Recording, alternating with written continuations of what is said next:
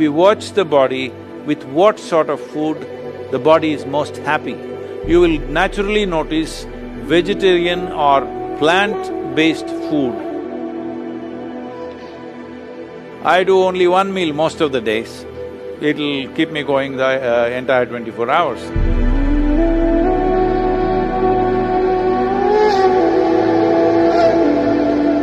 So, could you just explain to me why so many people in India are vegetarian and the importance of food and fruit in your general day-to-day life?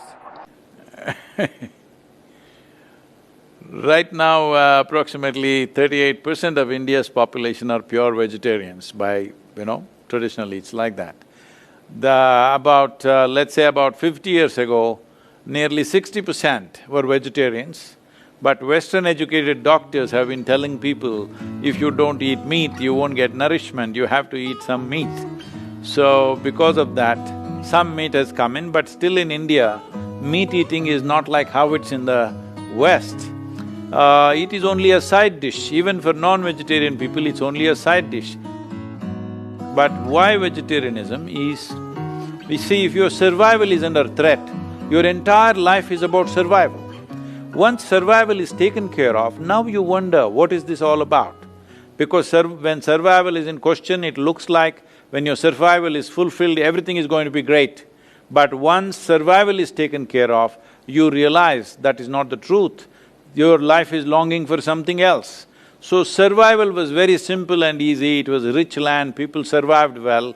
Because of that, they started looking inward and it started developing various things, and one important thing is nearly 70% of the country's population was always actively spiritual.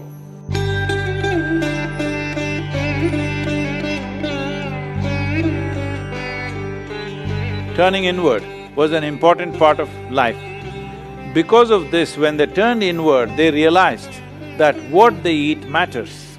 If you just want to be all beefy brawn, then you can eat lot of meat and just grow muscles and fight with each other.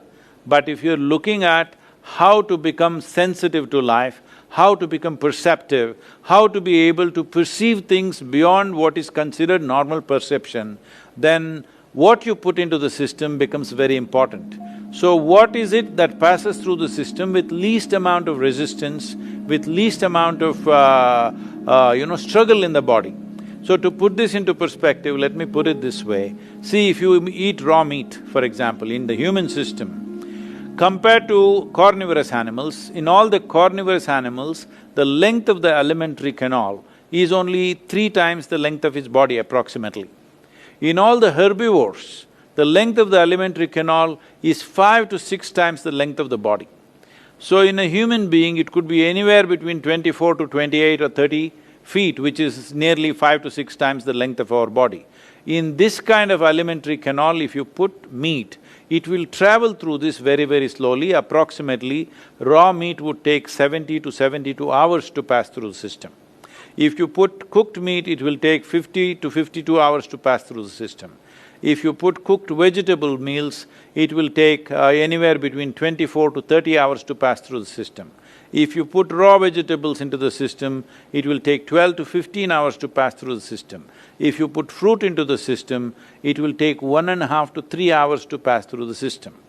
So, we started recognizing what is that food which happens in the body with least amount of residue, least amount of impurities and passes through the system very quickly, because in yoga this is an important thing, we all manage this even now. If we eat anything, within 2.5 hours we must be hungry, our stomach must be empty.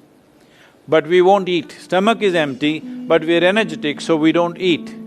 So generally, here in the yoga center, everybody does only 2 meals. One 10 in the morning, 7 in the evening, that's it. I do only 1 meal most of the days. If I'm traveling, I may do something else a little bit, but otherwise generally if I am home, I do only 1 meal. So is that in the morning or the evening? I'm just curious.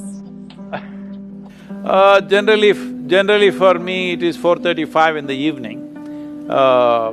It'll keep me going the entire 24 hours. It's not like a rule. It is just that is the need.